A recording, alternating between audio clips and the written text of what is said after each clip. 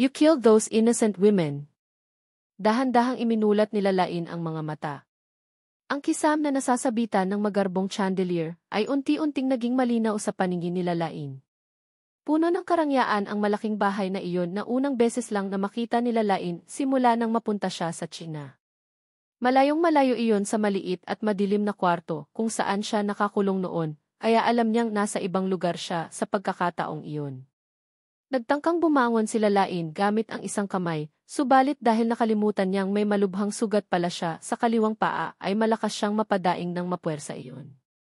Miss T. Isang maputing babae na mukhang Chinese. Lumapit ito kay Lain ay maliksi siyang inalalayan. Lai Oi squared des I denvits se degree ng des high gi isi ng is degree ng hindi ka pa pwedeng gumalaw dahil malubha ang sugat mo, anang babae na hindi naman naintindihan nila Lain. Iwinasiwas nila Lain ang kamay sa kaalanganing ngumiti. Don't understand Mandarin. Please just speak English, pakiusap nila Lain sa babae. Mukha naman itong mabait kaya bahagyang napalagay ang kanyang loob. You can't move yet because your wound is serious, sagot naman ito na tila naintindihan ang kanyang sinabi bagaman hindi ganoon ka-fluent ang pagsasalita nito ng English language. Hindi pa ganoon kalinaw ang isip nila Lain. Pinagmasdan niya ang sarili at napagtanto niyang nakasuot siya ng isang maninipis na ternong pantulog na yari sa satin na mamahalin. Kumabog ng matindi ang dibdib nila Lain dahil sa masamang naisip. Kinakapakapan niya ang sarili, subalit wala naman siyang napansing kakaiba. Oh, where's your clothes? Natatarantang tanong nila Lain sa babae. I took off the clothes you were wearing and washed them, sagot naman ng babae. Nang marinig iyon ay kumalma ang dibdib nila Lain. Bahagya siyang nakahinga ng maluwang nang malaman na ayos lang siya at hindi siya pinagsamantalahan ng hayop na si Elijah. Miss, my name is Louis Ray. You can call me if you need anything. Anang babae na sa tantya nila Lain ay nasa early 40s ang edad. Wala sa sariling napatango naman sila Lain, sabay tanong sa namamaos na tinig.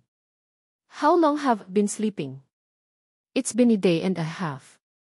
You had the fever last night so you need to take medicine, sagot ni Lu F.A. sabay abot ng maliit na mangkok na naglalaman ng kulay itim na herbal medicine. Pinagmasdan nila Lain ang kulay itim na likido sa mangkok na inaabot ni Lu F.A. Bigla tuloy niyang naalala ang malapot na dugong humalo sa tubig ilog ng gabing patayin ng demonyong si Elijah, ang kaibigan niyang si Veronica. Naramdaman nila Lain na parang bumaliktad ang sikmura niya ng mga sandaling iyon. Pero dahil walang laman ang kanyang tiyan kaya ang tanging nagawa lang niya ay bumuga ng hangin. Nataranta naman si Lu S.A. nang makita ang nangyayari kay Lain kaya mabilis itong lumabas. Pagbalik ay kasama na nito si Elijah na nakitang naduduwal ang babae ng mga sandaling iyon. Degree E. Dinhugi ay Japanese yans ng call the doctor. Utos ni Elijah kay Lu A na mabilis naman nitong sinunod. Naupo si Elijah sa gilid ng kama kung nasaan sila Lain sa kamarahang hinaplos ang likod nito. What happened? Masama bang pakiramdam mo? May lagnat ka pa ba? Nag-aalalang tanong ni Elijah. Huwag mo akong hawakan, bulalas nila Lain sa kapilit iniwas ang katawan sa kamay ng ni Elijah na hinahaplos siya.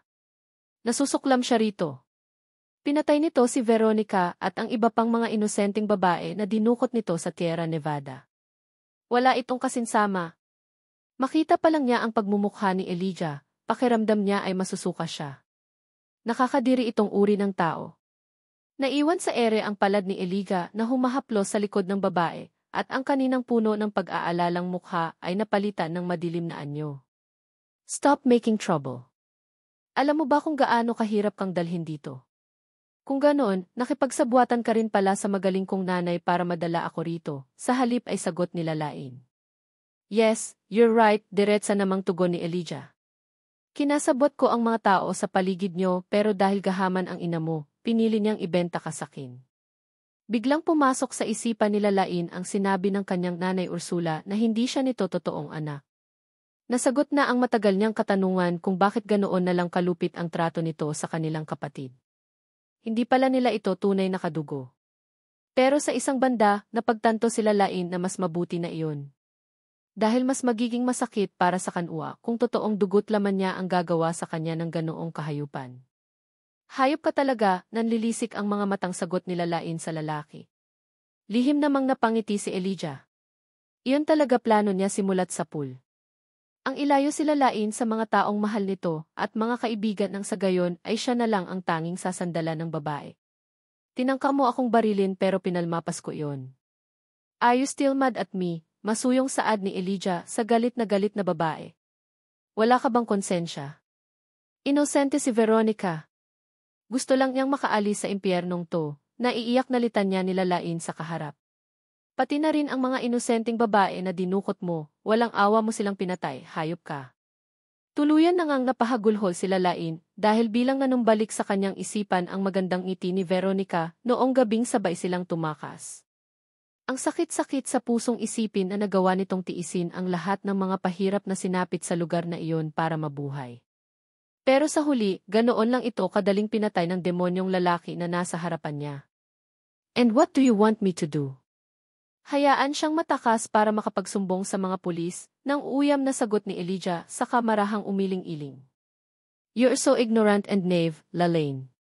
Kung ikaw ang nasa kalagayan ko, malalaman mong deserve ng mga taong to ang patayin. At paano mo nasasabi ang ganyan? Natatakot ka bang malaman ng ibang tao ang baho mo? Na mamamatay tao at nababaliw, tanong naman nila lain, kasabay ng nang iinsultong tawa.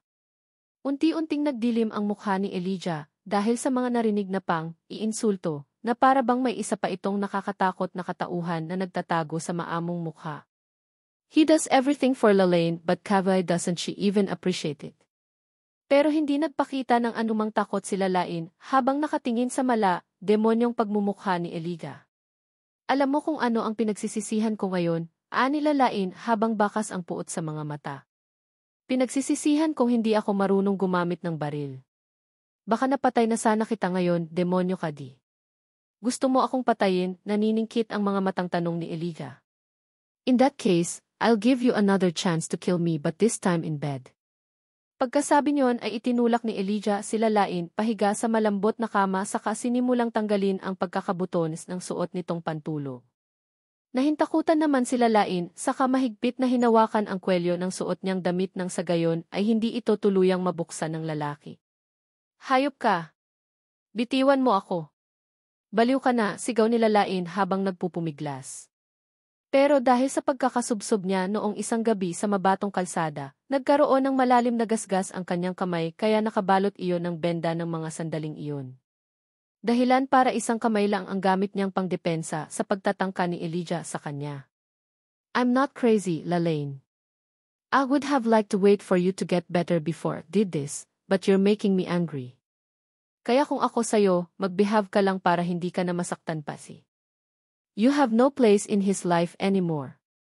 I'm crazy, Lalaine.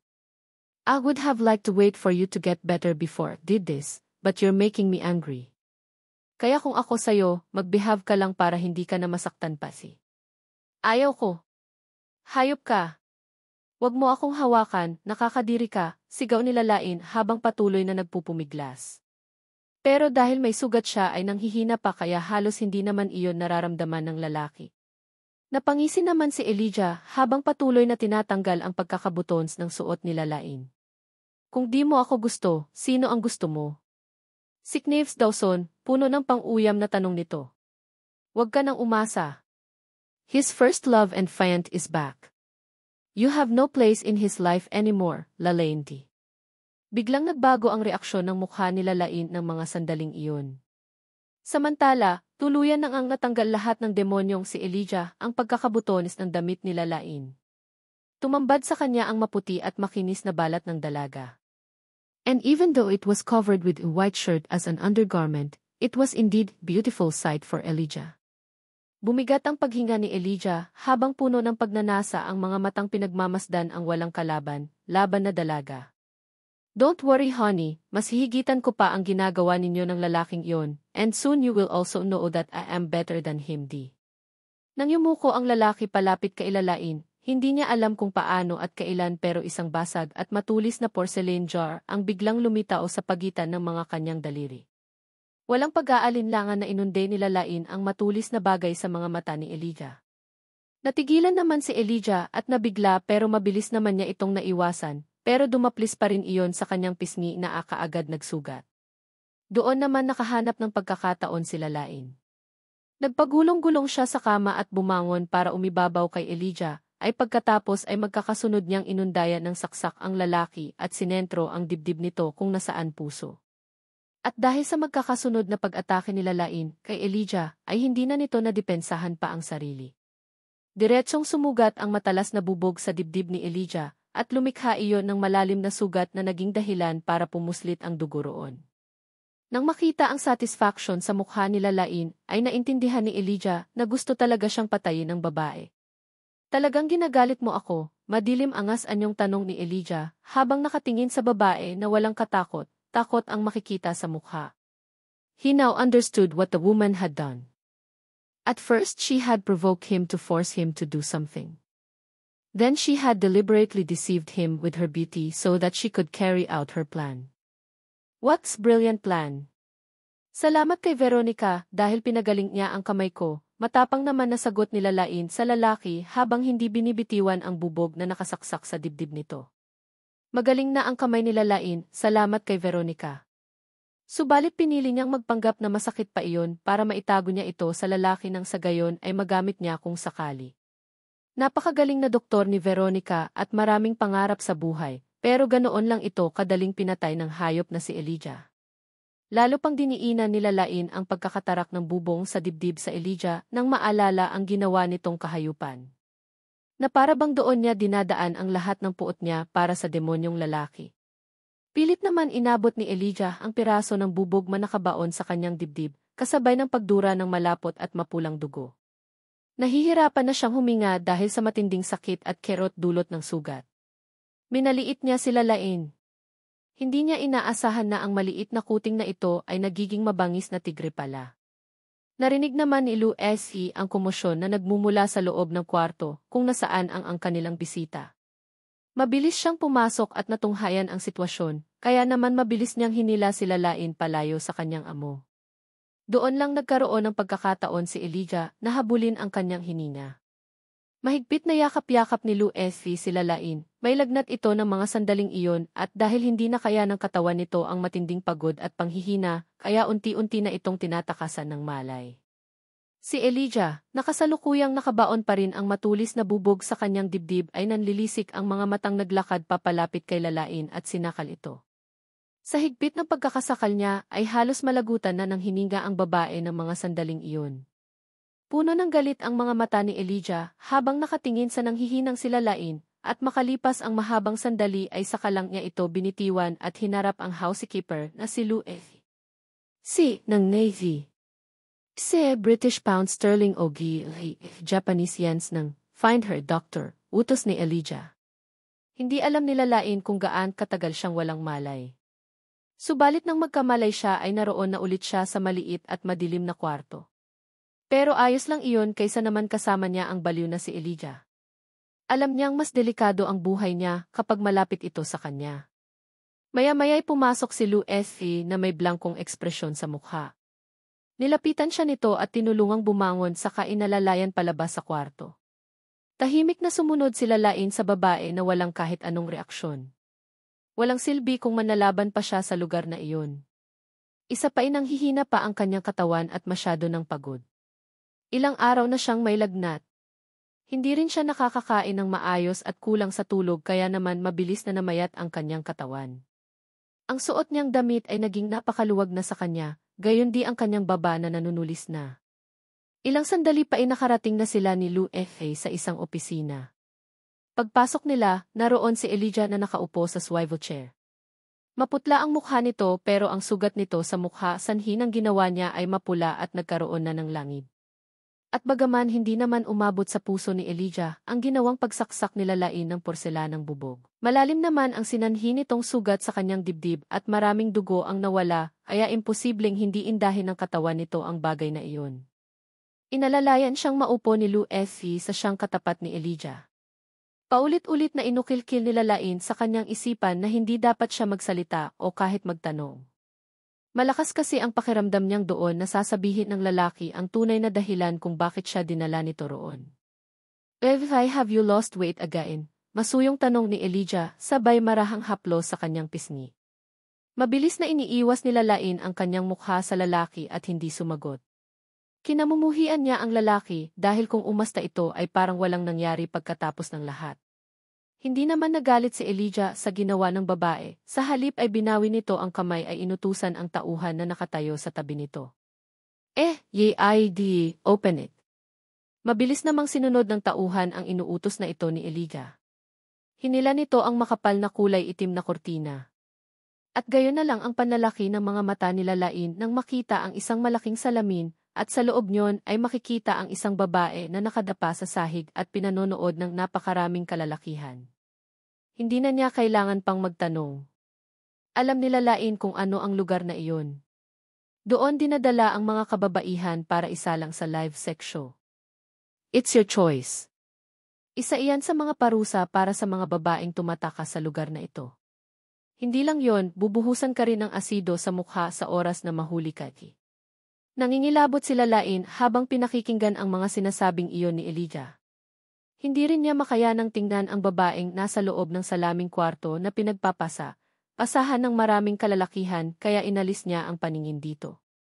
Sa tingin mo, tatagal ka kaya sa lugar na to na wala ang tulong ko? Nakangising tanong pa ni Elijah. Kasabay niyon, isang loudspeaker ang biglang tumunog at nangilabot sila Lain nang marinig mula sa speaker na iyon ang nakakadurog pusong iyak at pagmamakaawa ng babaeng nasa salamin. Otomatikong nanginig ang buong katawan nila Lain dahil sa narinig. Mabilis niyang tinakpan ng dalawang palad ang kanyang tenga, subalit ang atungan ng babae mula sa kwarto ay parabang nanonood sa kanyang kaibutiran. Uminit ang sulok ng mga mata nila Lain habang nakapikit. Ang sakit-sakit ng kanyang puso dahil sa matinding awa para sa babaeng ginagawa ng mga ito ng kahayupan. Paano niya matutulungan ang mga biktimang tulad nito kung ang mismong sarili ay hindi niya magawang iligtas sa impyernong iyon? Wala siyang kayang iligtas. Nagalak naman si Elijah nang makita ang takot na reaksyong iyon nila Lain. As usual, a warm smile appeared on his handsome face as he approached Lain and gently comforted her. Be with me or be like them, it's your choice. Nanginginig ang labi nila Lain at hindi siya nakapagsalita ng mahabang sandali. Ang sigaw na nagmumula sa loudspeaker ay unti-unti nang naglalaho hanggang sa tumahimik na iyon. Pero sa sulok ng kanyang mga mata, kitang-kita niyang patuloy pa rin itong inaabuso ng mga hayop na kalalakihan. Walang pakialam ang mga ito kung mayroon pa bang buhay ang babae o wala na. Gusto mo bang makita ang iba pang senaryo? Tanong nila Lain na mayroong malademonyong ngiti sa mga labi. Masuyo ang boses ni Elijah, pero baka sa tinig nito ang pamimilit nito kay Lain na makapagdesisyon kaagad. Huwag. Hindi na kailangan. Nanginginig ang boses na sagot kaagad ni Lain.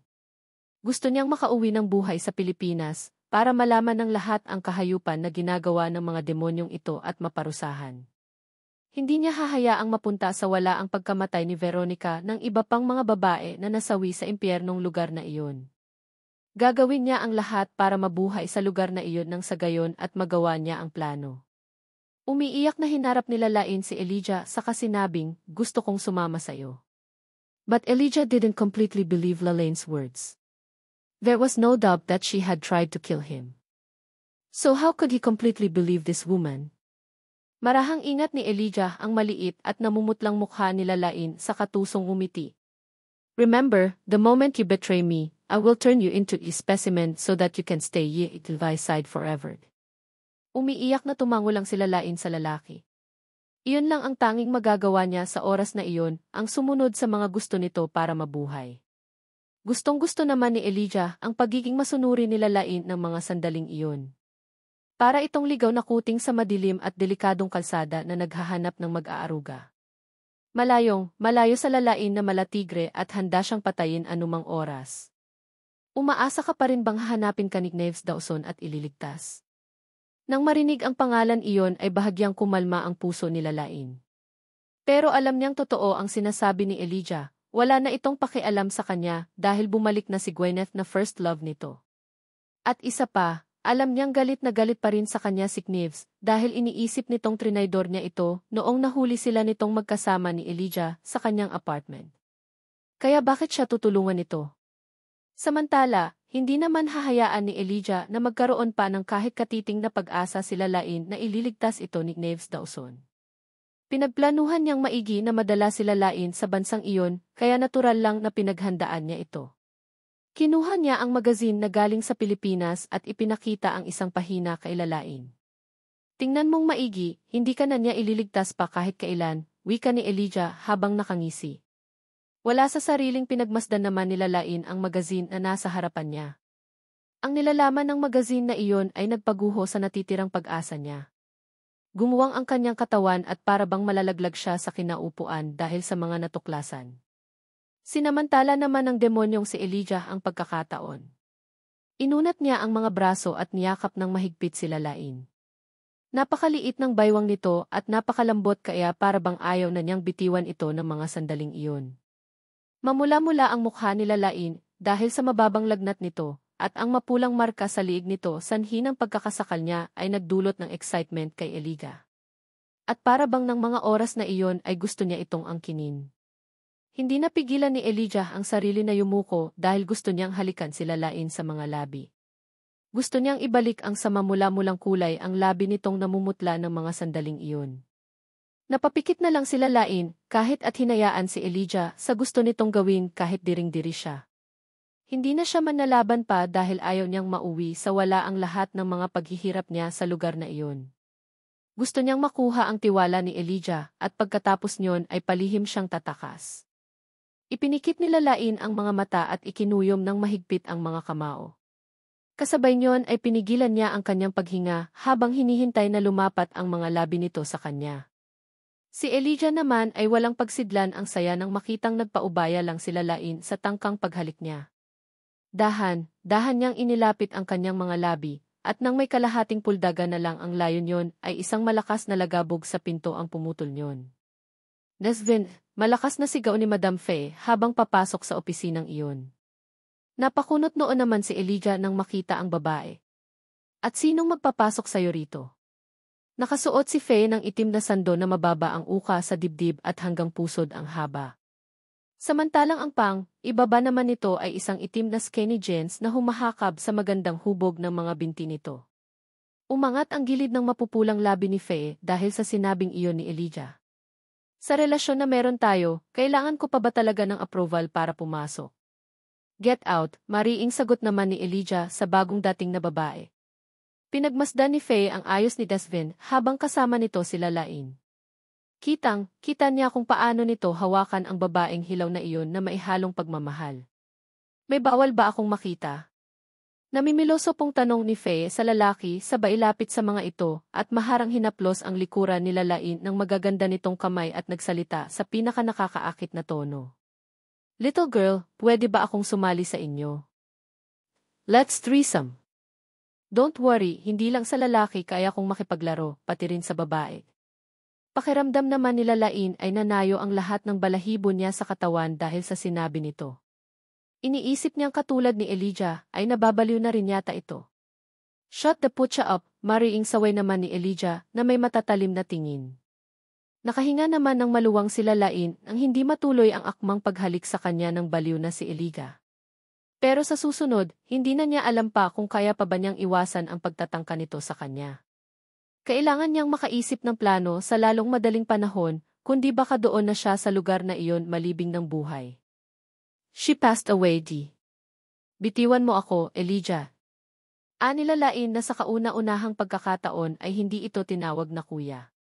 Sinadya iyon nila Lain para mapaniwala niya ang lalaki at isipin nitong nagsiselos sa pakikig, usap nito kay Madam Faye. Nang marinig iyon ay kumabog naman ang dibdib ni Elijah, lalo pat kitang-kita niya sa mukha ng babae na nasasaktan ito at nagsiselos dahil sa pagdating ni Faye sa eksena. Ipahahatid na kita kay Lou S.V.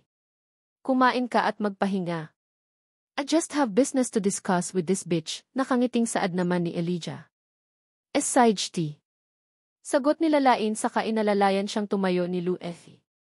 Parang gustong manakbo nila Lain ng mga sandaling iyon dahil sa labis na pandidiri at pagkasuklam sa lalaki pero dahil hindi pa magaling ang kanyang paa kaya mabilis na lang siyang naglakad kahit masakit iyon makalayo lang sa baliw na si Elijah. About business, ha? Nanunuyang saad naman ni Faye nang tuluyang makaalis sila Lain. Bakit, Devine? Natatakot ka bang makita kung paano tayo nag-uusap tungkol sa business? Makahulugang dagdag pa nito, sabay lapit sa lalaki, at marahang hinaplos ang matipuno nitong dibdib. Pababa ng pababa ang kamay ni Faye hanggang sa makarating iyon sa pagkalalaki ni Elijah. I miss you so much, Devine, ani Faye sa seductive na tono. Take your hand away, bitch, ani Elijah na puno ng disgusto ang gwapong mukha. Tinapik nito ang kamay ni Faye na nakahawak sa kanyang pantalon. Don't even touch you, so stop making a fuss here, T. Pumalatak naman si Faye dahil sa narinig. Have you forgotten how you growl every time you come inside in the mouth? Ang tinutukoy ni Faye ay ang serbisyong palagi niyang ibinibigay sa lalaki sa tuwing may pangangailangan ito. But he's too much cruel because not once, they never really had real sex and all he wanted was for her to give him oral sex. But because she's crazy about Elijah, she gives him what he wants and just dreams of feeling his throbbing cock in her zest. No need for that in the future, malamig na sagot ni Elijah. At bakit? Dahil ba sa babaeng yon kaya ayaw mo na sakin? Nakangising tanong ni Faye, sabay dila ng kamay na pinaghawak niya kay Elijah. Pasalamat ka, prinotektahan ko ang babae mo. Kung hindi, sa tingin mo ba maabutan mo pa siyang buhay? Hindi nagsasalita si Elijah, sa halip at matatalim lang ang tingin ipinupukol kay Faye. Muling naglakad papalapit ang babae sa kanya at marahang hinaplos ang kanyang dibdib na nakabenda dahil sa ginawang pananaksak nila Lain. Sinaktan mo rin ako rito, nakangising ani Faye sabay turo ng kanyang puso. Paano kung hinayaan ko lang ang babae mo at malaman ni boss na itinatago siya rito? Matapos sabihin iyon ay walang pagdadalawang isip na sinakal ni Elijah sa lieg ang babae na halos mapugto na ang hininga nito. Tinatakot mo ba ako? Ngising demonyo na tanong niya. Biglang namula ang buong mukha ni Faye sa tindi ng pagkakasakal nito na para bang kinakapos na ito ng hininga. Pilit nitong inaalis ang kamay ni Elijah na nakahawak sa liig nito. Be bastard pa, pakawalan mo ako, hirap na sabi ni Faye sa lalaki habang umuubo-ubo. I'm just reminding you not to mess with her, pagbabanta ni Elijah, matapos ay tuluyang pinakawalan ang liig nito. Faye gasped when the man finally let go of her neck, and caught violently because she felt like something was stuck in her throat. Nang makabawi ay muling humarap si Faye sa lalaki at namumula ang mga mata na tila ba maiiyak. I love you, Devine. Handa akong gawin ang lahat para sa'yo, ani Faye. If the boss finds out about this, I'll be in the worse position than those women. Sabay turo ni Faye sa babaeng walang buhay na nakahandu sa isasahig sa salaming kwarto. Naisip naman ni Elijah ang sinabi nito. Hindi alam ng kanilang boss na itinago niya sila Lain sa lugar na iyon. At kung hindi dahil sa kooperasyon ni Faye, hindi niya magagawa ang plano. Isa pa, kapag nalaman ng taong iyon ang sikreto nila Lain, siguradong mababaliw ito at kapag nangyari iyon, wala nang makakaawat sa kanya. Kaya sa ngayon, may pakinabang pa si Faye sa kanya. Tumalikod si Elijah ay naupo sa sofa, lumuhod ka, utos niya sa babae na mabilis naman itong naintindihan. Lumuhod si Faye na tila isang bata sa harapan ni Elijah habang namumula ang pisngi. Matapos niyon ay dahan-dahang niyang binuksan ang zipper ng suot na pantalon nito at hinubad. Ang sumunod na sandali at makakarinig ng mahinang pag-ungol ni Faye habang pinagpapala ng bibig ang pagkalalaki ni Elijah. Samantalang si Elijah at nanatili lang sa malamig na anyo, subalit mababakas sa gwapong mukha na naaapektuhan ito ng ginagawa ng babae. Matapos ng mahabang sandali, habol, hiningang tinulungan ni Faye ang lalaki na magsuot ng brief nito at pantalon. Pulang-pula ang kanyang mukha dahil sa matinding pagnanasa at nangingintab ang manipis na labi. Pero hindi pa rin kontento si Faye sa bagay na iyon at hindi siya satisfied kapag hindi niya mararanasan kung paano ang kinin ng lalaking mahal niya. Marahang hinaplos ni Faye ang mga hita ng lalaki habang malamlam ang mga mata na pinagmamasdan ito. Vince, kailangan mo ba ako aangkinin? Tanong niya sa namamaos na tinig. Gustong-gusto talaga ni Faye na maranasan na makipag-sex sa lalaki. Kailanman ay hindi siya nakontento lang sa pagpapaligaya rito. Automatikong nagdilim naman ang anyo ni Elijah habang nakatingin sa babae. You don't deserve it, bitch. Para kay Elijah, ang pagbibigay nito ng pleasure ay katumbas lang ng pagbibigay ng limos dito. Kaya bakit naman siya papayag sa gusto nito? Sila Lain lang ang tanging babae na gusto niyang angkinin at wala ng iba pa. Mr. Dawson, Ayon sa nakalap kong impormasyon, nagpunta si Elijah Montenegro sa Africa para sa isang medical mission. Our staff asked the people who live there, but they said they did not see the man leave, pag-report ni Liam sa kanyang boss. Iminulat ni Knaves ang naniningkit niyang mga mata. Ilang araw na siyang walang maayos na tulog kaya naman pulang-pula na ang kanyang mga mata at nangingitim ang eyebags. Africa. Hindi niya alam na may connection pala ito sa medical hospital sa Africa. Hindi nga kaya wala talaga itong kinalaman sa pagkawala nila Lain. But Tavis, does he feel like there's something wrong with what's happening? Did you go there to check if it's true? Usisa niya sa secretary. No, sir. Masyadong mahigpit ang security ng institute at ang mga staff lang ng hospital ang pinapayagan nilang pumasok, sagot naman ni Liam. Nang lalalim ang mga matang pinagmamasdan ni Knives ang kanyang sekretary. Send someone to investigate inside the hospital and make sure to see him in person. Okay, sir. I'll do it as soon as possible. Muling natahimik ang loob ng kotse. Ipinikit ni Knives ang mga mata at sinubukang maidlip. Ilang araw na siyang busy at bukod sa business, abala rin siya sa paghahanap kung nasaang lupalop sila Lain.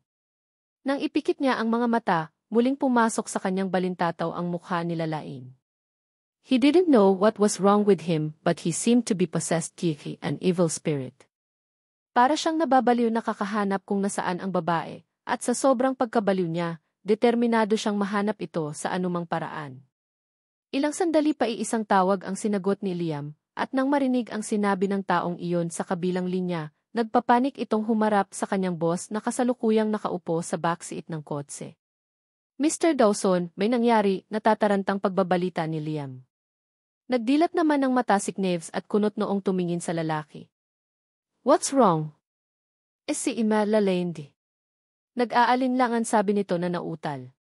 Nang marinig ang pangalan nila Lain ay nawala ang antok niya at kunot noong tumingin sa sekretary. What happened to her? Imela Lane was involved in a car accident 1 week ago and passed away. It's his fault.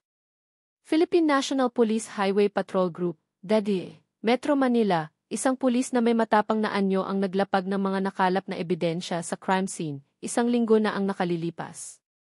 2 bagay ang nakalagay sa ibabaw ng mesa. Isang AC card na mula sa kumpanya at isang student card na bahagyang nasunog ang kaliwang bahagi.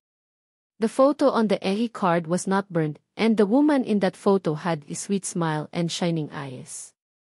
Pero hindi kayang tanggapin ni Knaves ang mga bagay na iyon sa kanyang harapan. Nawala ng kulay ang likod ng kanyang palad, matapos magbukas-sara ang manipis niyang labi. Just based on these aids, you say that the woman is dead, tanong niya sa mga pulis na kaharap ng mga sandaling iyon. Mr. Dawson, ito ang key footage na na-retrieve namin sa intersection kung saan nangyari ang aksidente. At pagkatapos match ang mukha ng asawa ninyo mula sa babaeng nasa video ay lumalabas na 79.7% match ang dalawa, anang pulis matapos ay ipinanood kay Knaves ang footage mula sa isang laptop. Sa isang taxi, makikitang nakasakay sila Lain sa passenger seat. Napakalinaw ng kuha ng kamera, kay kahit sa isang tingin ay makikilalang iyon ang babae. Maya-maya ay isang rumaragasang truck nang may kargang tangke ng gasolina ang biglang nag-overtake at sumulpot sa harapan.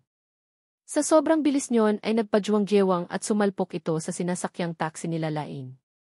Nagpagulong ang dalawang sasakyan sa kalsada, at ilang sandali pa ay nag-apoy ang mga ito kasabay ng malakas na pagsabog. Namayani ang katahimikan ng mga sandaling iyon. Pakiramdam ni Knaves ay humiwalay ang puso at kaluluwa niya sa katawan pagkatapos panoorin ang trahedyang iyon. Patay na sila Lain? Paano nangyari iyon? Nanginginig ang mga kamay ni Knaves ng mga oras na iyon at hindi niya magawang kuning ang mga nakalapag sa mesa na nagsisilbing ebidensya sa nangyaring aksidente. Hindi siya naniniwalang wala na sila Lain.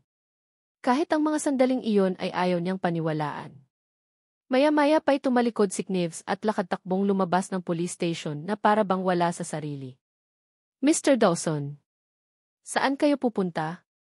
Bulalas naman ni Liam. Matapos ng sandaling pakikipag-usap sa mga pulis ay sumunod na rin si Liam sa kanyang boss. Naabutan niyang nasa loob na ito ng kotse at nakatingin sa labas na tila ba wala sa sarili. Nakaramdam ng simpatsya si Liam para sa kanyang boss dahil kahit papaano, alam niyang may pinagsamahan ang mga ito. Mr. Dawson, gusto niyo bang magpunta sa funeral home? Tanong ni Liam pagsakay sa kotse.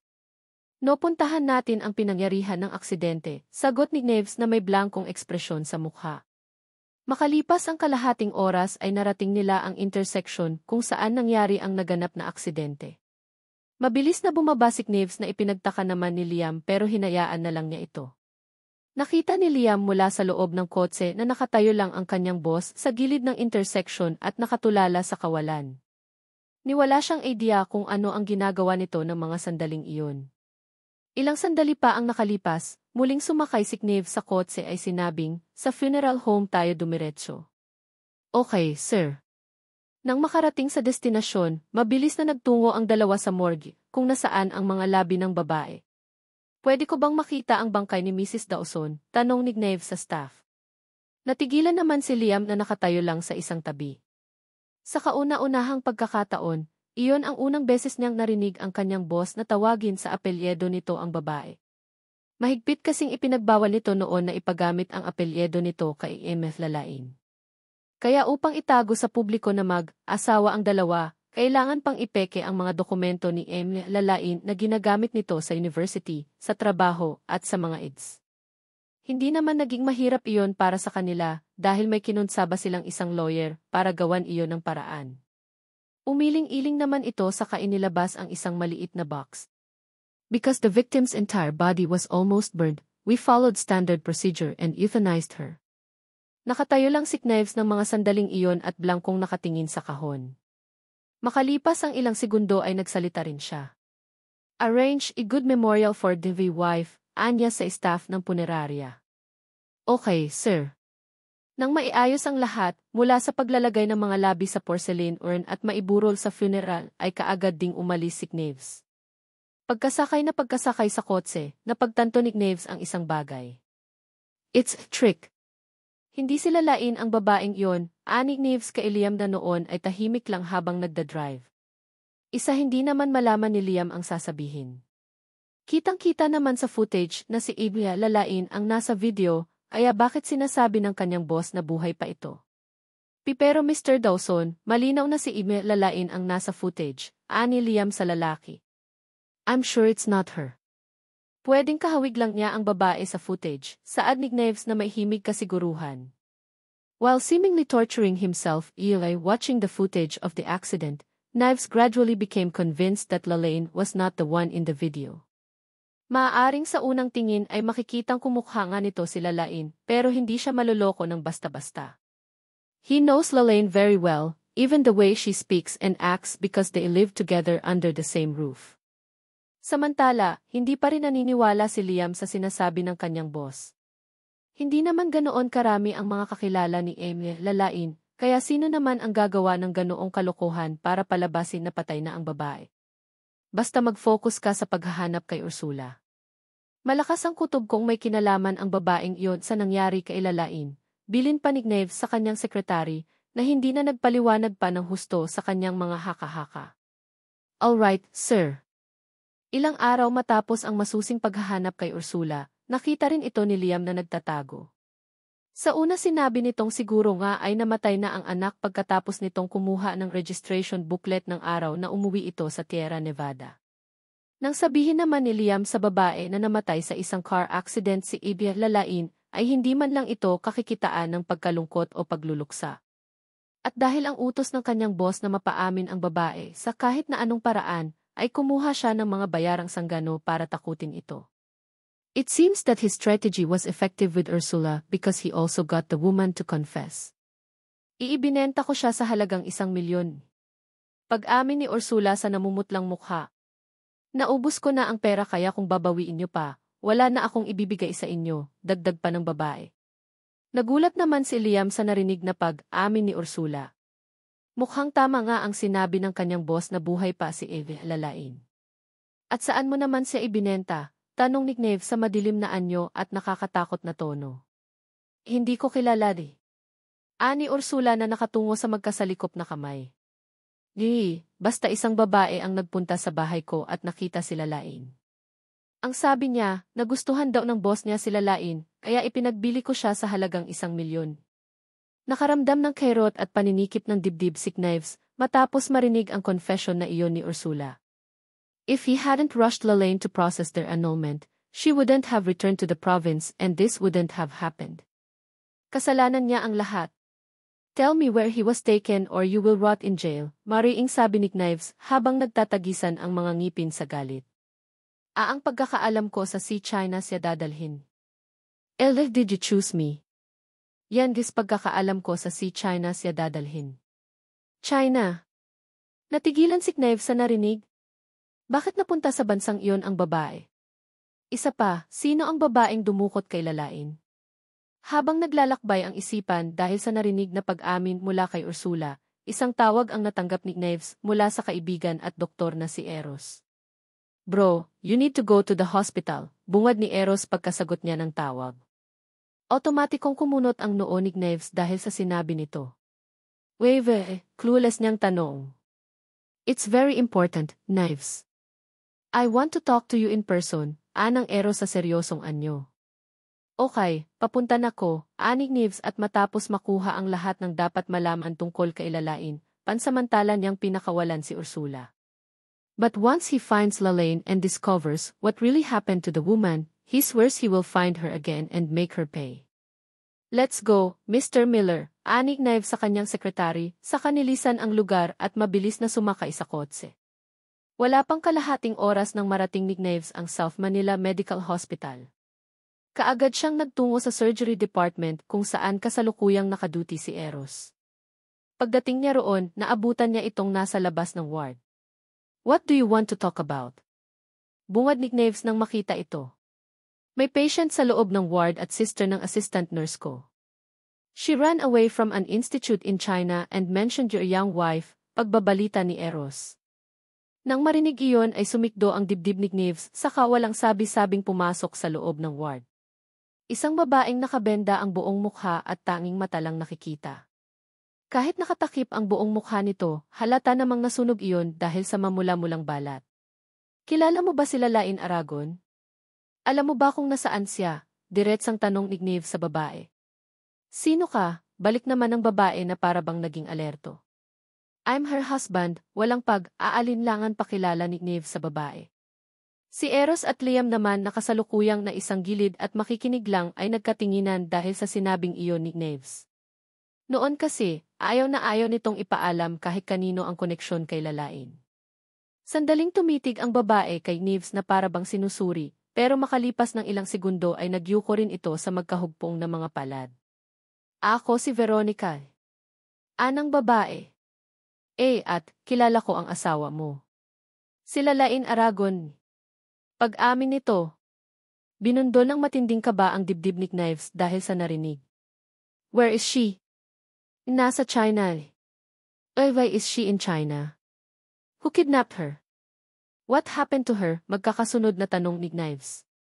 Sandaling hindi sumagot si Veronica, at nang mag-angat ng tingin ay pula na ang mga mata nito. Hindi ko alam kung paano. Basta isang araw dumating siya roon at ako ang inutusang gumamot sa kanya, pag-amin ni Veronica. Sinong nag-utos sa'yo? Kilala mo ba? Tanong ni Knives sa babae. Tumango naman ito. Si Madam Faye. Faye, kunot noong pag-ulit ni Knives. Bro. Do you know her? Tanong naman ni Eros. Sandali namang nag-isip si Knives.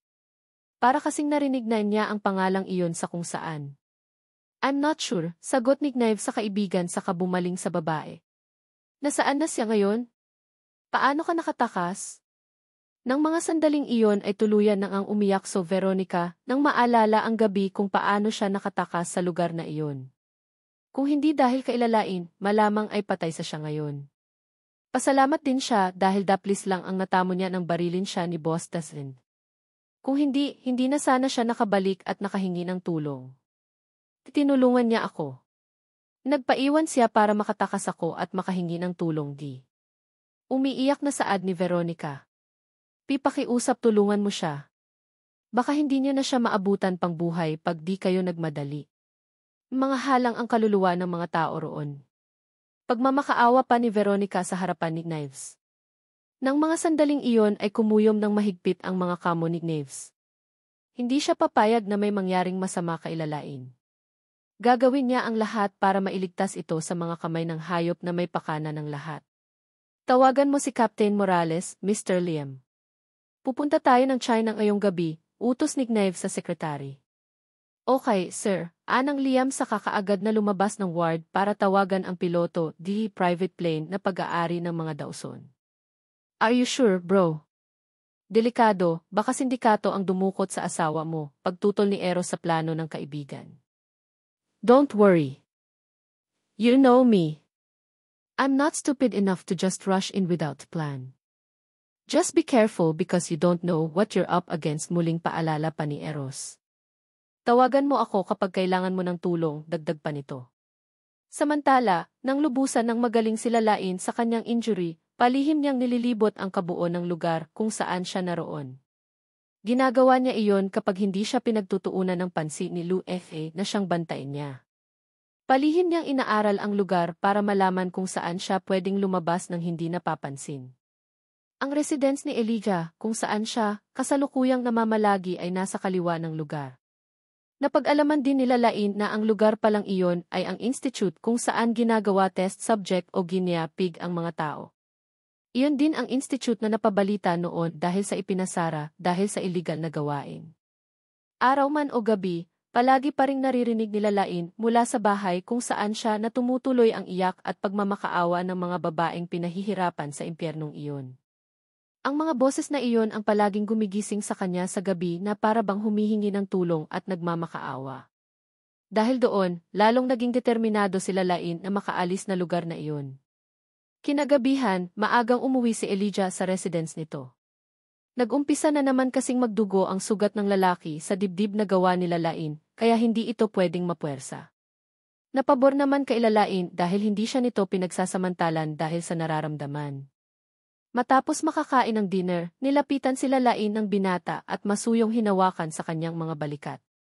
Lalain, for now you just have to endure the situation here. Then we'll leave when I've sorted everything out. Aalis? Natigilan sila Lain sa sinabi ng lalaki. Saan naman tayo pupunta? Pasimpleng tanong niya. Place where we can live as an ordinary couple and do whatever we want, sa halip ay sagot ng lalaki. Nahintakutan sila Lain sa narinig pero hindi niya ipinahalata. Sino namang babae ang gugustustuhing makasama ang tulad nitong baliw at mamamatay tao? Oo okay, sige. Ikaw ang bahala, sa halip ay sagot nila Lain pero sa isipan niya ay alam niyang naubusan na siyang oras. Sa oras na gumaling na si Elijah sa nararamdaman nito, tiyak niyang magiging agresibo na ito para makuha siya. Isa pa, kung plano nitong dalhin siya sa kung saan, natitiyak niyang lalong wala na siyang pag-asa pa na makatakas sa lalaki. Kaya habang maaga pa ay kailangan niyang makatakas. Maging mabait ka lang at masunurin, ibibigay ko ang lahat ng gusto mo, ani Elijah sabay halik sa buhok ng babae. Nang makita nila Lain na ang labi nito ay patungo sa kanyang labi ay naalerto siya. Kuya Elijah. Pagtawag nila Lain sa lalaki na ikinatigil naman ito. What's wrong? Nakahinga ng maluwang sila Lain nang naudlot ito sa akmang paghalik sa kanya, Ibi bakit ako ang pinili mo? You can never leave me, T. Bakit ako ang pinili mo? Masuyong pinagmasdan naman ni Elijah ang babae sa tanong nitong iyon. Lalain, we're destined to be together. Sagot naman nito. Chinese ang tatay ni Elijah at ang nanay naman niya ay isang Filipina. Nang 12 years old pa lang siya, namatay ang kanyang mommy sa lung cancer. Mula Pilipinas ay nagbalik sila ng kanyang daddy sa China at doon ito makapag-asawa muli ng isang babaeng mabisyo at mukhang pera. Araw-araw siyang minamaltrato ng kanyang stepmom at palihim siyang gustong patayin. Pero ipinanganak siyang matatag at nakayanan ang lahat ng aabuso at pangbubugbog. Ang matinding pagmamaltrato na ginawa ng kanyang stepmom ay ginulpi siya nito hanggang sa magkabali-bali ang 6 sa kanyang ribs. Matapos niyon ay ipinatapon siya nito sa Pilipinas na walang kahit sino mang kakilala. Hindi kasi niya alam kung sino ang pamilya ng kanyang yumaong ina sa bansang iyon. Uhaw at gutom ang inabot ni Elijah sa kalsada. Niwala man lang kahit isang tao ang naawa sa kanya at tumulong.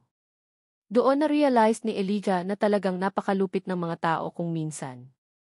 He was almost dying of thirst and hunger, but no one was kind enough to give him even water. Nang handa na siyang mamatay, isang babae na mas bata sa kanya ang sinaklolohan siya at dinala siya nito sa isang maliit at lumang bahay. Pinainom siya nito ng tubig at binigyan ng makakain. She continued to help him for several days, until he regained his strength and returned home. When Elijah returned to China, he killed his stepmom as well as his daddy and then fled. Hinanap niya ang tanging kamag-anak niyang natitira, ang uncle niyang kapatid ng kanyang daddy. Pero hindi niya akalain na ibibenta siya nito sa isang science institute na parang isang hayop. Ang Science Institute ay hindi pa isang lugar na katulad ngayon, bagaman gumagawa na rin ito ng mga iligal. Hindi rin umaabot sa overseas ang operasyon nito at ang mga local Chinese na nagtatrabaho rito ay talagang dumadanas na rin ng kahayupan. After a long time spent at the institute, he met respectable men. Siya, si Faye, si Madison, at si Dark ay magkakasamang nag-training sa taong nito na kalaunan ay tinawag nilang Big Boss. Ang Big Boss ay ginawa siyang mistulang anghel na nagliligtas ng buhay ng tao. Siyempre, ang kakayahang iyon ay itinuro rin ito sa kanba. Isang araw nang magpunta siya ng Pilipinas mula China, nagkita ulit sila ng babaeng nagligtas sa kanyang buhay. Nakilala niya kaagad ang babae sa unang tingin pa lang. Matapos ang ilang dekada ng madilim na nakaraan, doon siya muling nakaramdam ang init ng damdamin. When he saw her, her sweet smile seemed to touch his heart. Ibinalot niya ang sarili sa ginto at naging anghel sa paningin ng babae. Then si dear lalain, sakin ka lang. You can never leave me, T. Hindi naman maintindihan ni lalain kung anong klaseng destiny ang tinutukoy ng lalaki. At sa mga mata niya, mistula na talaga itong totoong demonyo. Kakuya Elijah, papasok na ako. Maya-maya iwika ni lalain sa binata. Nababasa ni lalain sa mga mata ng lalaki ang pagnanasa nito ng mga sandaling iyon.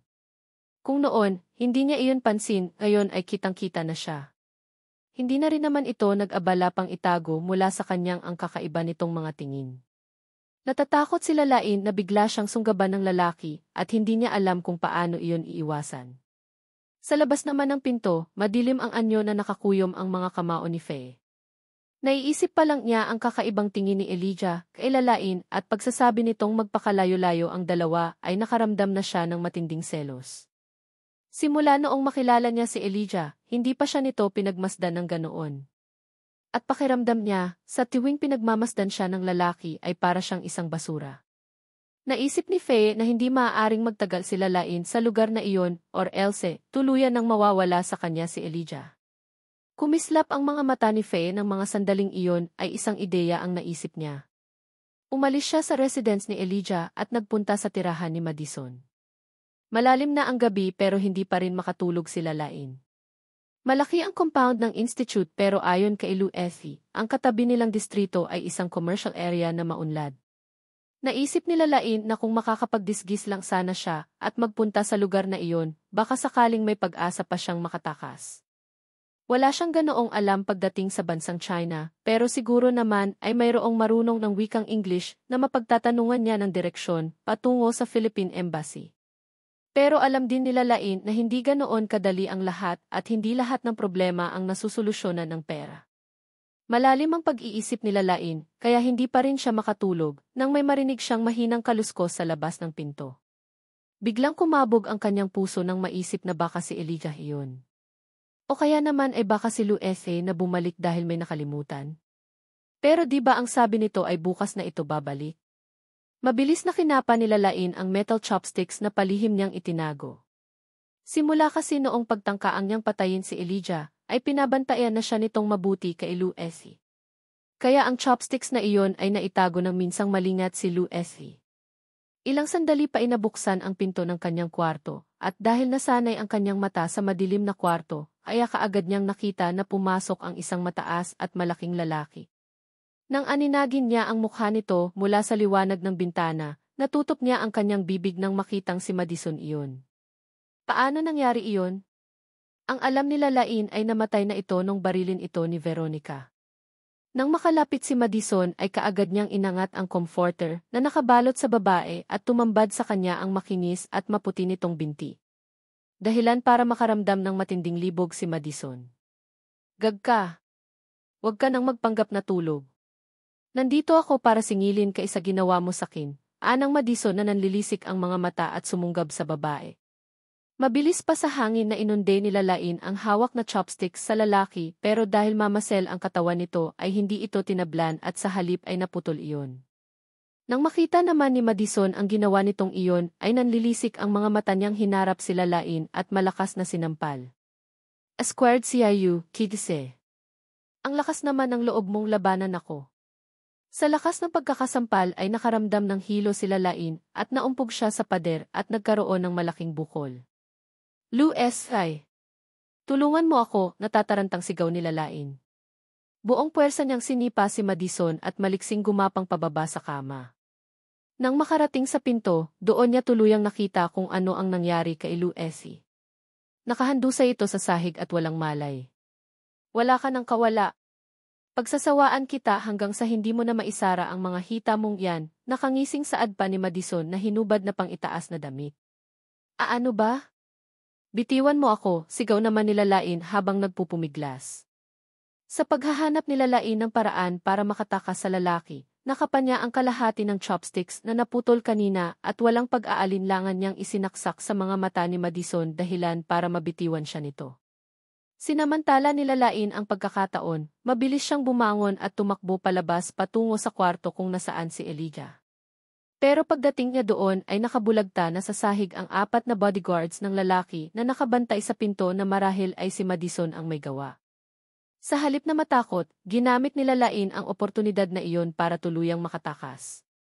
Lakad-takbo niyang tinatahak ang daan palabas subalit isang kamay ang humila sa kanya sa madilim na sulok at pagtingin niya sa mukha nito ay natigilan siya.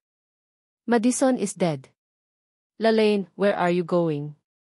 Nanginig ang kamay ni Lalain nang makitang si Elijah iyon, pero bago pa siya makaramdam ng disappointment, mahigpit niyang niyakap si Elijah at pilit na umiyak. Nagpanggap siyang takot na takot dahil sa mga oras na iyon, mas nanaisin niya pang si Elijah ang nakahuli sa kanya kaysa kay Madison. Iyon ang mas matalinong paraan para tumagal pa siya ng buhay sa impyernong iyon. Kuya Elijah, tulungan mo ako. May gustong pumatay sa akin. Anang Lalain habang umiiyak. Kakaiba ang dulot ng yakap na iyon kay Elijah, lalo pangat ramdam niya ng mga sandaling iyon kung gaano kalambot ang katawan nito at kung gaano kabango ang buhok nito. Otomatikong umahon ang pagnanasa sa buong sistema niya ng mga sandaling iyon. Huwag kang matakot, Lalain, masuyong saad naman ni Elijah habang masuyong hinahaplos ang likuran nito. Bumalik na tayo sa kwarto mo, dagdag pa niya sa kainakay ang babae. Nag-aalinlangan man, walang nagawa si Lalain kundi magpasyanod sa gusto ng lalaki. Sumama siya sa lalaki pagbalik ng kwarto. Subalit sa hallway ay nakasalubong nila si Madison na galit habang hawak ang kaliwang mata na umaagos ang dugo.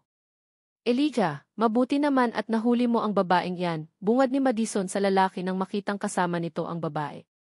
A squared CIU, bitch. Humanda ka sakin. Papatayin kita, sigaw ni Madison sa katila gutom na hayop na dinambahan si Lalain. Mabilis namang nahila ni Elijah si Lalain at itinago sa kanyang likuran, dahilan para matigilan si Madison at buong pagtataka na tumingin sa lalaki. Anong ibig sabihin nito, Desvene? Bakit mo tinutulungan ang naman ang babaeng yan? Nakikita mo ba ang nangyari sa kaliwang mata ko? Ang babaeng yan ang may gawa nito. Anong ibig sabihin nito, Desvene? Bakit kinakampihan mo ang babaeng yan? Gulat na tanong ni Madison kay Elijah na bahagyang nakakaramdam ng takot. Pero ipinapangako ni Madison na papatayin niya ang babae sa kahit na anong paraan. Nagsalubong naman ang makakapal na kilay ni Elijah dahil sa narinig. Palihim kang pumasok ng kwarto ko at pinatumba ang mga bodyguards ko. Anong gusto mong gawin ko? Tanong ni Elijah. Alam kong alam mo ang ginawa ng babaeng iyan last time. Tumakas sila ng doktor at hindi pa napaparusahan. Alam mo kung ano ang rule sa lugar na to, Dasin. Pinapatay ang mga nahuling tumatakas kaya ako na ang gagawa. Papatayin ko ang babaeng yan. Alam mo rin bang pag-aari ko siya, Madison? Hindi siya katulad ng mga babaeng naririto ngayon, matigas namang tugon ni Elijah sa lalaki. Kung pag-aari mo ang babaeng yan, ano naman ang gagawin mo sa mata kung binulag niya? Hindi pa rin papawat na tanong ni Madison. We've known each other for 10 years, Devint. We're like brothers, so don't tell me you'd betray me for that woman. Alam mong kapag nalaman ni boss ang ginagawa mo, siguradong di siya matutuwa, anang Madison na maihalong paninindak sa tinig. Ang pinakaayaw pa naman ng kanilang big boss ay pairalin ang emosyon kaysa sa mga desisyon. Kaya iyon ang unang ipinagbabawal sa kanilang organisasyon. Ganon ba, nakataas ang kilay na sagot ni Elijah. In that case, I will give her to you. Nang marinig iyon ay otomatikong nangislap ang mga mata ni Madison sa kasumilay ang nakakatakot na ngiti. Talaga? Handa kang gawin iyon, naniniguro pang tanong nito. Matamis namang umiti si Elijah. Babae lang yan. Mas importante pa rin ang pinagsamahan natin, tugong muli ni Elijah. Dahil sa mga narinig na pag-uusap ng dalawang lalaki ay tinakasan ng kulay ang buong mukha ni Lalain. Alam niyang sa oras na mapunta siya kay Madison ay hindi na siya makakauwi ng buhay. Kuya Elijah. Nagmamakaawang pagtawag ni Lalain sa lalaki. Nanatili namang nakatingin lang si Elijah kay Madison sa kahinila siya sa braso at inilapit sa baliw na lalaki. Nagpupumigla si Lalain pero marahas siyang hinawakan ni Madison sa kanyang braso. Little bitch. Humanda ka. Mata mo lang ang walang latay. Anang Madison sabay hila sa babae, subalit nagtaka siya nang hindi niya ito mahila na para bang may pumipigil sa babae. Nang bumaling si Madison kay Elijah, ay nakita niyang maihawak itong kalibre 45 at itinutok sa kanyang ulo. Pero bago mo magawa ang gusto mo, ako muna ang papatay sa'yo. Nakangiting saad ni Elijah, saka walang pag-aalinlangan binaril da sentido si Madison. Sa sobrang lapit ni Lalain kay Madison at tumilamsik pa ang dugo nito sa kanyang mukha. Halos mabingi rin siya sa lakas ng putok ng baril na nanuot sa kanyang tenga. Samantala, dahil sa pagkakataong iyon ay gustong sigurihin ni Elijah na patay na ang lalaki ay muli pa itong binaril sa ulo at dibdib habang nakahandusa sa sahig at naliligo ng sariwang dugo. Takot naman si Lalain ng mga sandaling iyon. Nanginginig ang kanyang buong katawan habang nakatingin sa bangkay ni Madison na dilat pa ang mga mata habang pinagmamasdan siya. Taizu SC. Remove the body and clean the floor, utos ni Elijah sa mga tauhan. Signas Japanese yans ng. Yes, sir, sagot naman ng mga tauhan sa kahinila ang dugo ang katawan ni Madison at ipinasok sa itim na body bag. Let's go, Lalain. Magpahinga ka na, saad pa ni Elijah sa kainakay ang babae patungo sa sariling kwarto. Pagpasok nila roon ay gising na rin si Lu S.E. at Hiyang. Hiya sa nangyari. Ng Navy. Help her take a bath, utos ni Elijah sa housekeeper. Japanese yans ng, okay, sir, anang Lucy sa kainakay si Lalain patungo sa malaking banyo. Inabot ng halos kalahating oras si Lalain sa banyo bago matapos maligo. Paulit-ulit kasing umuukil-kil sa kanyang isipan ang nangyari kanina. Hindi niya makalimutan ang walang buhay na mga mata ni Madison na nakatingin sa kanya. Gayon din ang walang pag-aalinlangan pagpatay ni Elijah sa lalaki. Maya-maya pa'y bumukas ang pinto ng kwarto ni Lalain at pumasok si Elijah na bagong paligo. Casual na t-shirt at trouser ang suot nito habang bahagya pang basa ang buhok ng pumasok. Nang makitang papalapit sa kanya ang lalaki ay niyakap ni Lalain nang mahigpit ang kanyang sarili. Natatakot siya sa maaaring gawin ni Elijah ng mga oras na iyon. Nang tuluyang makalapit si Elijah, ay naupo ito sa gilid ng kama at hinaplos ang malambot na pisngi ni Lalain. Are you afraid of me? Masuyong tanong niya. Natatakot ako. Pwede bang wag mo muna akong hawakan, pagmamakaawa ni Lalain habang nanginginig ang katawan. Well, gusto ko lang sabihin na hindi ganoon kahaba ang pasensya ko, tugon naman ni Elijah habang nakangiti. Nagyuko ng ulo si Lalain dahil hindi niya kayang tumingin sa mukha ng lalaki matapos niyang makita ang ginawa nito kanina. Tila ba sirang plaka na paulit-ulit na nagre-rewind sa kanyang isipan ang ginawa nitong pagpatay kanina. Mas lalo namang tinukso ni Elijah ang dalaga sa kaginagap ang maliit nitong mga kamay na nanlalamig. How about you help me tonight? Masuyo pa niyang tanong. Sa narinig ay wala sa sariling napatingin si Lalain sa lalaki habang namumutla ang mukha. Nang makita naman iyon napangiti si Elijah. I'm just teasing you, anang lalaki sa katumayo na. Anyway, I came here to tell you that have to leave because I have something to take care of. I will be gone for a week but don't worry because I will replace the guards with better ones. Sa halip na matuwa ay lalong pinanghinaan ng loob si Lalain. Kung mas hihigpitan ni Elijah ang mga nagbabantay, paano na siya ngayon? Paano siya makakatakas sa impyernong iyon? He's finally here. Kailangan mong sanayin ang sarili mo rito habang wala ako, okay? When return, you must listen carefully to everything I say. Nanigas ang likod ni Lalain matapos niyang maintindihan kung ano ang ibig sabihin ng lalaki. Ayaw mo ba? Naniningkit ang mga matang tanong ni Elijah sa babae. Dahil sa takot na muling magalit ang lalaki ay napipilitan na lang siyang sumagot. Hindi naman ni. Nang makita ni Elijah ang ekspresyon sa mukha ng babae ay napangiti siya na lalong nagpalutang sa angking kagwapuhan nito. Nag-usap na tayo na kahit anong mangyari, hindi mo ako iiwan. Paalala pa niya sa walang imik na babae. Kung hindi, di ko alam kung anong magagawa ko sa iyo sa oras na mawala ka di. Naiintindihan ko di. Good girl. Kinabukasan, paggising ni Lalain ay napag-alaman niya mula kay Luesa na madaling araw pa nakaalis si Elijah. Nang sumilit siya sa labas ng pinto ng residence kung saan siya pansamantalang tumutuloy, nakita niyang bago na ang mga guards na nagbabantay. Bagaman apat pa rin ang mga security guard na nagbabantay, malalaking tao naman ang mga ito at mukhang mabalasik. Muling nagbalik si Lalain sa kanyang kwarto na bagsak ang balikat at hindi alam ang gagawin. Sobra na siyang nangangayayat sa matinding depression at walang maayos na tulog. Mabuti na lang ay matatag ang kanyang isipan, kung hindi ay baka nabaliw na siya sa lugar na iyon. Naisip niyang sa oras na makabalik si Elijah, ay hindi na siya makakaiwas sa gusto nitong mangyari. Kaya habang wala pa ang lalaki ay kailangan niyang makaisip ng paraan kung paano makakatakas sa lugar na iyon. Kinatanghalian, nakita ni Lalain na nagsasampay ng mga nilabhang damit si Luesa sa likod bahay at nagkabit ng sampayan sa pader para pagsabitan ng mga comforter. Habang pinanonood si Luesa, masusing pinagmasdan ni Lalain kung gaano kataas ang pader at maging ang pagitan ng electric fence sa pader. Isang ideya ang pumasok sa isipan ni Lalain. Hindi niya alam kung tama ang kanyang gagawin pero desperado na siya. Kailangan niyang makatakas bago makabalik si Elijah. Nang makabalik sa kwarto, magdamang na hindi nakatulog si Lalain at nag-iisip lang. Hanggang sa isang pasya ang nabuo ni Lalain. Bago mag-alas 6 ng umaga, mabilis na bumangon si Lalain at nagbihis. Matapos niyon ay dahan-dahan siyang sumilip sa pinto upang tingnan kung wala na roon ang mga bantay. Alam niya kasing pagdating ng alas 6 ng umaga, ay pansamantalang umaalis ang mga guards sa pwesto para makipagpalitan ng shift sa mga kasamahan. Nang makumpirmang wala na nga ang mga bantay ay mabilis na tumalili si Lalain patungo sa likod bahay. Mabuti na lang ay maaga pa iyon kaya wala pang ganoong tao ang gising ng mga oras na iyon. Nang makarating doon ay linga muna siya bago tuluyang inakyat ang pader na may 2 tao ang taas.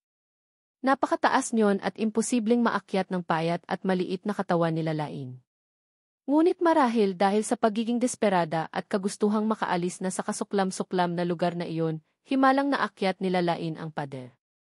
Iyon nga lang, puro galos ang kanyang katawan at halos matuklap na ang kuko niya sa paulit-ulit na pag-akyat sa napakataas na pader. Nang makarating sa pinakatutok ng pader ay pawis na pawis si Lalain at nanginginig ang mga tuhod. Pero kailangan niyang magdoble ingat dahil sunod niyang kailangang lusustan ay ang electric fence na nasa pagitan ng pader. Kailangan niyang makalusot doon nang hindi sumasayad ang katawan, kundi baka iyon na ang ikamatay niya pag magkataon. Sa unang subok ay halos atakihin sa puso si Lalain nang ilabas niya ang kanyang kamay sa electric fence. Sumunod ay ang ulo naman niya ang inilusot para makita kung ano ang babagsakan niya. Doon na pagtanto ni Lalain na matataas palang talahib ang naghihintay sa kanya sa pagbagsak. Napalunok si Lalain at mas nilakasan ang loob. At maya-maya pa, pikit matang inilusot ni Lalain ang kanyang katawan ng maingat at dahan-dahan.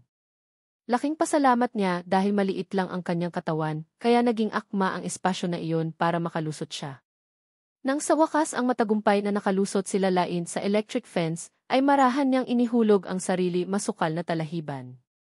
Dahil mataas ang pader ay nakaramdam ng pananakit ng katawan si Lalain nang bumagsak sa mabatong lupa. Pero sa halip na indahin, lakad-takbong tinawid nila Lain ang mataas na talahiban dahil alam niyang sa mga sandaling iyon ay maaaring nalaman na ng mga guards na wala na siya sa kanyang kwarto. Kahit magkasugat-sugat ang mukha at katawan sa matalas na talahib na humihiwa sa kanya ay hindi iyon pinansin nila Lain. Sa halip, mas binilisan niya ang pagtakbo patungo sa kalsada upang magpunta sa commercial area sa tinutukoy ni Luis. Doon siya hihingi ng tulong papunta sa Philippine Embassy para makahingi ng tulong pauwi. Ngunit sa pagkakataong iyon, isang itim na sasakyan na mula sa institute ang dumaan sa kalsada kung saan patungo sila Lain. Sa takot niyang makita siya ay bigla siyang nagkubli sa mataas na talahiban. Nang lumampas ang sasakyang iyon ay nakahinga ng maluwang sila Lain. Muli siyang tumayo at lumabas sa pinagtataguan, subalit hindi pa man niya nararating ang kalsada, ay isa na namang itim ASU ang namataan nila Lain na paparating. Sa takot nila Lain ay muli siyang nagtago sa matataas na damo. Nang huminto ang sasakyan sa 100 metro mula sa kinaroroonan nila Lain, ay huminto iyon at bumaba ang bintana upang magtapon ng upos ng sigarilyo. At halos mapugto ang hininga nila Lain nang makita kung sino ang lalaking iyon. Ang taong matagal na niyang hinihintay na iligtas siya. Ang taong gabi-gabi niyang ipinapanalangin na sana ay hanapin siya. Ang nag-iisang tao na minahal niya ng palihim. Si Knives Dawson. Sumikdo ang dibdib nila Lain ay kaagad na nanlabo ang kanyang mga mata sa luhang naglandas sa kanyang pisngi. Sa wakas, dumating na rin ang lalaking kay tagal niyang hinintay. Sa wakas, makakatakas na siya sa impyernong lugar na iyon. Sa wakas, makakauwi na siya. Hindi na nag-isip pa sila Lain at mabilis na tumakbo palabas ng pinagtataguan. Knives! Nandito ako. Tulong, hinihingal na sigaw nila Lain habang mabilis na tumatakbo patungo sa direksyon ng sasakyan. Knives! Tulong! Tulungan mo ako, umiiyak na pagtawag pa niya. Subalit nanlaki ang mga mata nila Lain nang makitang muling magsara ang bintana ng kotse nito at umandar paalis. Hindi nawala ng pag-asa sila Lain. Si Knives ang tanging pag-asa niya, kaya bagaman halos malagutan ng hininga ay mas binilisan niya ang pagtakbo. Knives, tulong! Nandito ako. Knives! Wag mo akong iwan, sigaw nila Lain habang humahangos. Naghahalo na ang pawis, luha, at sipon nila Lain ng mga oras na iyon pero wala siyang pakialam. Maya-maya ay isang gray na van ang huminto sa harapan nila Lain, dahilan para mahinto siya at mapaatras. Lumabas doon ang dalawang lalaki at mabilis pa sa hangin siyang isinakay sa van. Sa pagkakataong iyon, tuluyan nang nawala sa paningin ang sasakyang kinalululan ni Knives. Humahagulhol ng iyak sila Lain sa loob ng van habang masamang-masama ang loob. Hindi na siya nakita ni Knives. Hindi na siya nito napansin. O baka naman galit pa rin ito sa kanya kaya hindi siya nito pinansin. Pero bakit nasa China ito ng mga sandaling iyon? Iyon ang mga katanungang paulit-ulit na tumatakbo sa isipan nila Lain habang tahimik na lumuluha. Do you want to die?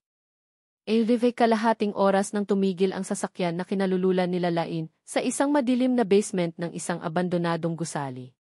Basta na lang siyang ihinagi sa sahig ng mga lalaking maihawak sa kanya na parabang isang basura.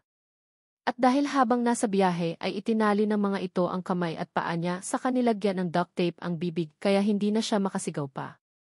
Maya-maya ay bumukas ang ilaw at nanlalaki ang mga mata nila Lain nang makita kung sino ang taong papalapit sa kanya habang malapad ang pagkakangiti.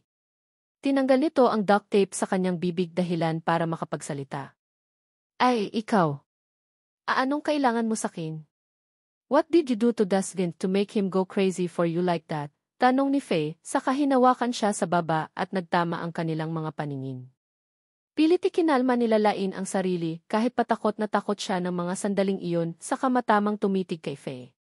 Subukan mo akong galawin, mananagot ka kay Elijah, pagbabanta nila Lain sa babae. Sa halip na matakot ay mahinang natawa si Faye. Little kitten, ikaw ang tumakas mag-isa. Ano namang kinalaman ko? Kaagad namang napagtanto nila Lain ang isang bagay ng oras na iyon. Sinuhulan mo si Luis eh. Di ka naman pala ganun katanga, sa halip ay sagot ni Faye. Tinatakasan ng kulay ang mukha nila Lain dahil sa nalaman. Kaya pala hindi ganoon kahigpit ang mga bantay ng oras na iyon.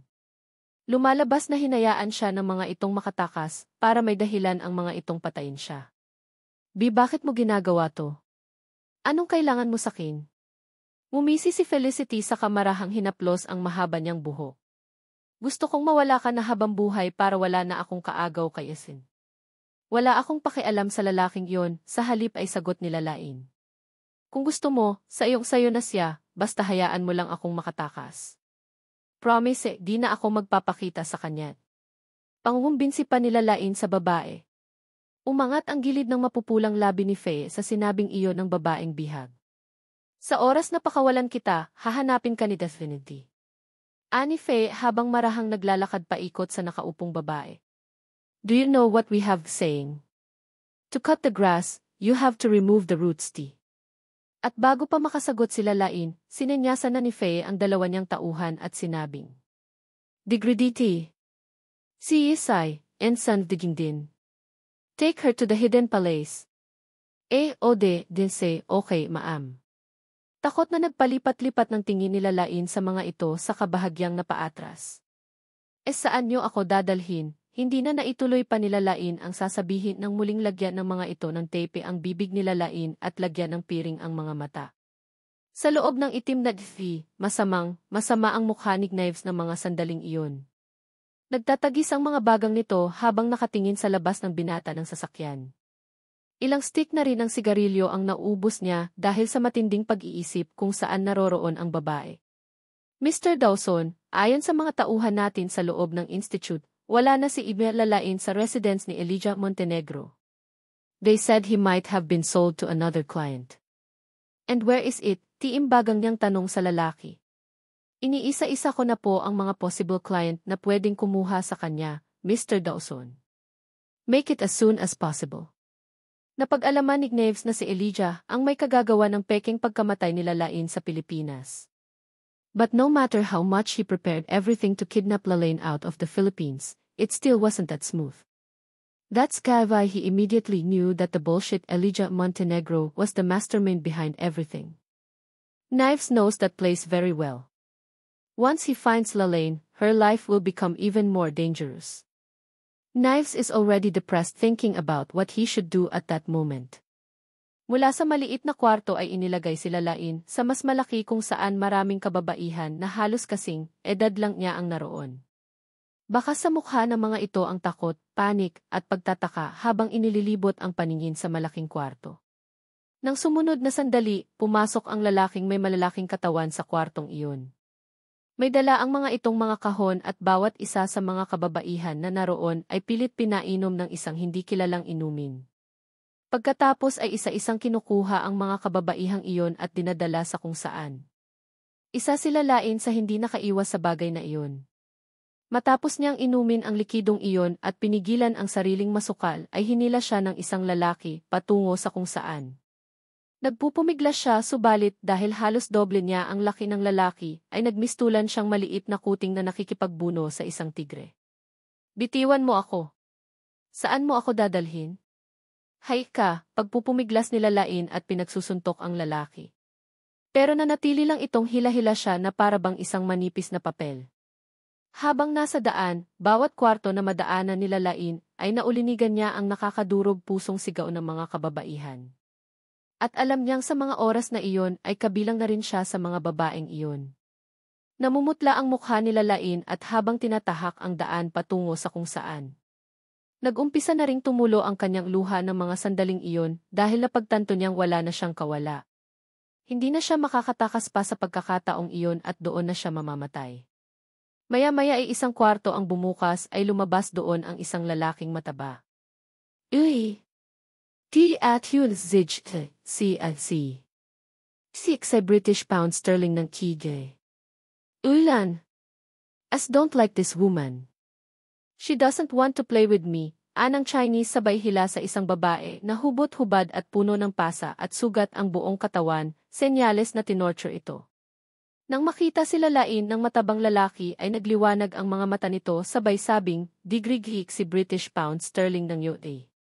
I want her, turo nito sa kanya. Aayaw ko, pagpupumiglas nila Lain at baka sa mukha ang matinding takot. Pero marahas siyang hinila ng demonyong lalaki papasok sa loob ng kwarto. Habang nagpupumiglas ay kinagat nila Lain ang braso ng lalaki dahilan para mabitiwan siya nito. Hindi na nag-aksaya pa ng oras nila Lain. Walang lingon siyang tumakbo palayo sa lalaki. Wala siyang pakialam kung hinahabol man siya ng mga ito. Tuloy-tuloy lang siya sa pagtakbo kahit na napakaraming bantay na ang nakasunod sa kanya. Hindi siya pinanghinaan ng loob dahil mas mamatamisin pa niyang mamatay ng lumalaban kaysa naman mamatay na binababoy.